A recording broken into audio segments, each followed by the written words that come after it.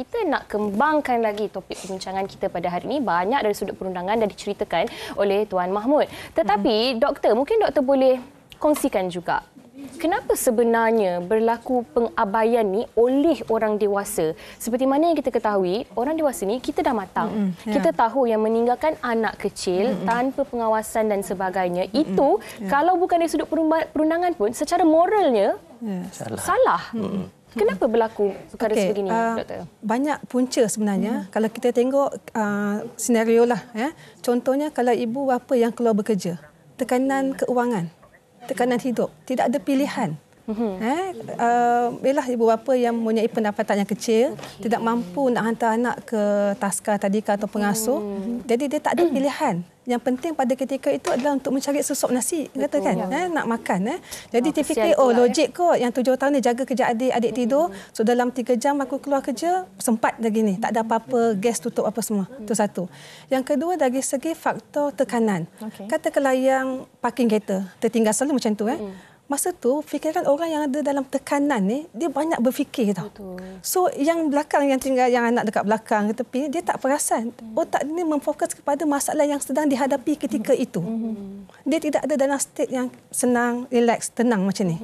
Dia dalam tekanan dan dia berfikir tentang masalah yang sedang dilalui sampai terlupa apa yang berlaku keliling dia. Cuba kita tengok kalau kita sedang buat kereta, kita tengah stres, kita sampai kan? Sebab kita dah selalu buat benda tu. Kita dah tahu laluan sebenarnya. Macam itulah juga orang yang dalam tekanan. Dia memfokus masalah tu, sampai kalau dia keluar kereta, dia kunci pintu, dia keluar. 8 jam kena baru teringat.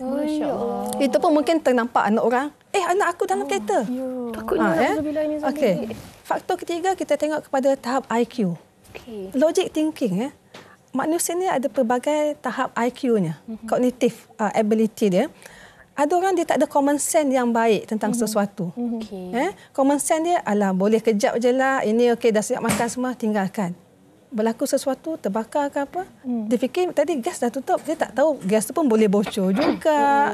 Ataupun pintu berkunci dari luar, dia fikirkan budak ni tak keluar rumah, kononnya menjaga dengan baiklah ni. Tapi sebenarnya, kalau pintu dah berkunci dari luar, apa-apa berlaku kat dalam, dah tak boleh nak keluar. Jadi saya fikirkan dari sudut IQ lah, common sense tu kurang kat situ. Judgemental tu. Macam mana kita nak mengagak common sense tu. Itu kadang-kadang kita bila baca surat khabar, kita kata, tak logik, kalau aku tak akan buat macam ni. Sebab aku adalah IQ yang berbeza dengan orang yang itu.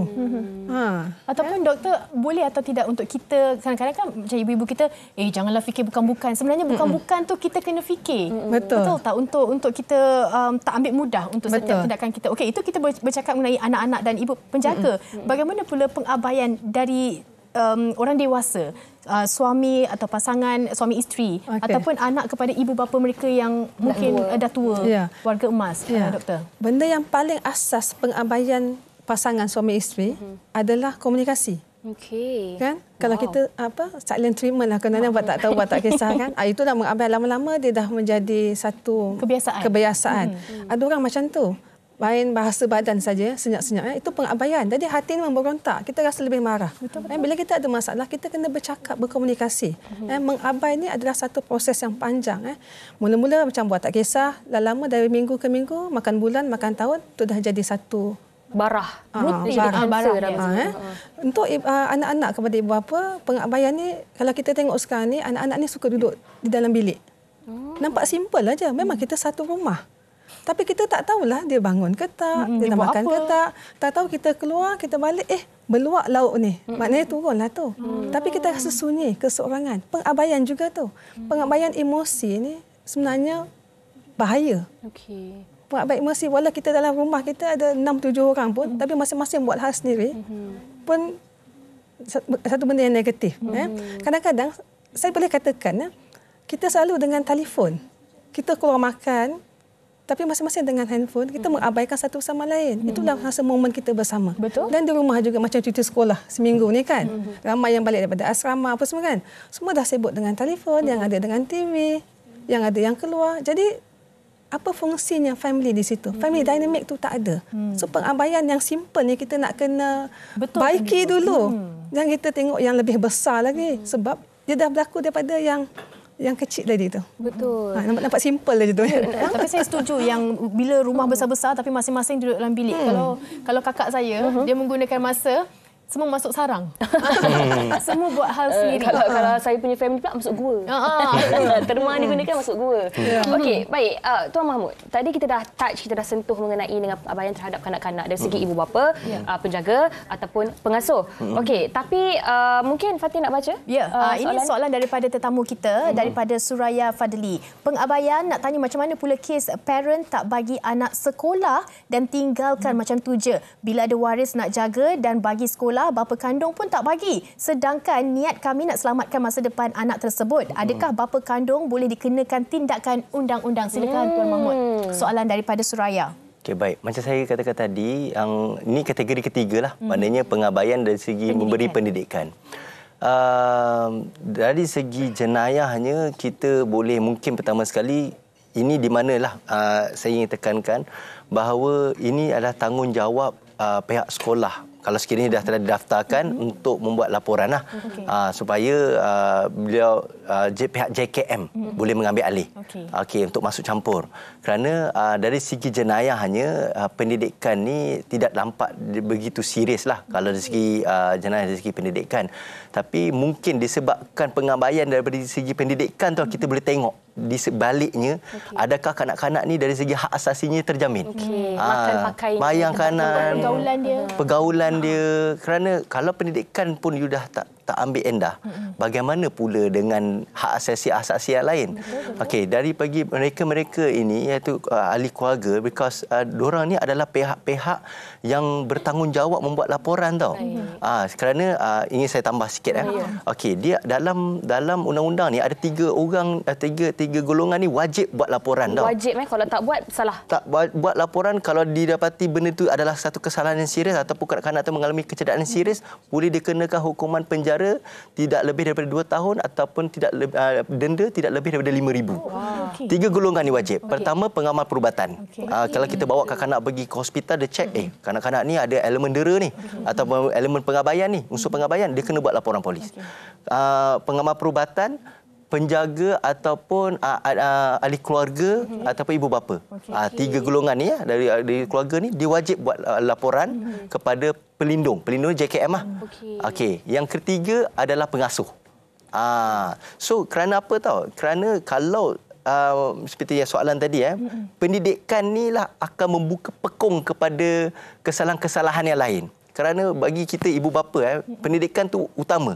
Dia bukan hak asasi, tapi dia adalah perkara yang utama. Kerana itulah kalau kita tak menjaga pendidikan, ada kemungkinan hak asasi lain yang saya katakan pakaian, makanan dan juga tempat perlindungan mungkin terabai juga. Okey. Baik, dan sedikit Tuan Mahmud, kalau ada dalam kalangan masyarakat secara umum bystander, contohnya jiran sebelah rumah ke orang yang lalu nampak perkara itu berlaku ke, kalau mereka yang melakukan membuat report tu macam mana? Boleh diterima atau tidak? Baik. Dia bergantung kepada kesalahan ataupun apa yang dia tahu. Okey, dia ada dua. Kalau contohnya pengabaian dari segi ataupun penderaan dari segi hak asasi ataupun di bawah Seksyen 31 yang saya sebutkan tadi, orang awam ni tiada tanggungjawab di bawah undang-undang. Tidak diwajibkan. Tidak diwajibkan. Mana mereka hanya tiga golongan yang saya sebutkan tadi sahaja. Tetapi apabila melibatkan jenayah seksual, contohnya child grooming, penyantunan seksual, sexual assault ataupun perkara melibatkan seksual di bawah Akta Kesalahan Seksual terhadap Kanak-kanak 2017, di bawah akta tersebut, mana-mana orang yang mengetahui ataupun dimaklumkan tentang akan berlakunya atau telah berlakunya kesalahan seksual, wajib membuat laporan kepada PDRM. Baik. Kalau gagal, akan dikenakan denda tidak lebih RM5,000. Oh, itu orang awam yang akan kena. Itu orang awam akan kena. Jadi bukalah mata dan minda anda untuk kita lebih cakna lah berkenaan dengan pengabaian ni. Okey, di hujung perbincangan ni doktor, mungkin doktor boleh bantu penonton dan kita semua untuk kita lebih orang kata mengambil iktibar apa yang dah berlaku dan juga lebih ambil berat tentang tanggungjawab kita untuk elakkan pengabaian ni doktor. Okey, sebenarnya selalu pengabaian ini berlaku pada kanak-kanak. Jadi pesanan saya kepada ibu bapa atau penjaga, anak-anak ni kita tengok dia kecil. Kononnya dia macam tak faham. Kita tinggal sekejap dan sebagainya kan. Tapi sebenarnya jangka masa panjang. Kalau kita selalu meninggalkan dia sendiri, mengabaikan dari sudut emosi, pendidikan dan sebagainya, besar nanti dia akan melalui keadaan-keadaan yang kita kata masalah kesihatan mental. Boleh menyebabkan depression, tekanan dan sebagainya. Dan yang paling kita takutkan, dia hilang kasih sayang pada kita. Ataupun dia just menghormati tapi tanpa kasih sayang. Betul. Ini yang kita risau ni. Ibu bapa waktu anak-anak tu kecil dia abaikan anak tu. Bila anak ni dah besar, anak ni pula yang abaikan ibu bapa pun. Na'udzubillah min zalik. Ini yang kita tak nak berlaku dalam masyarakat kita.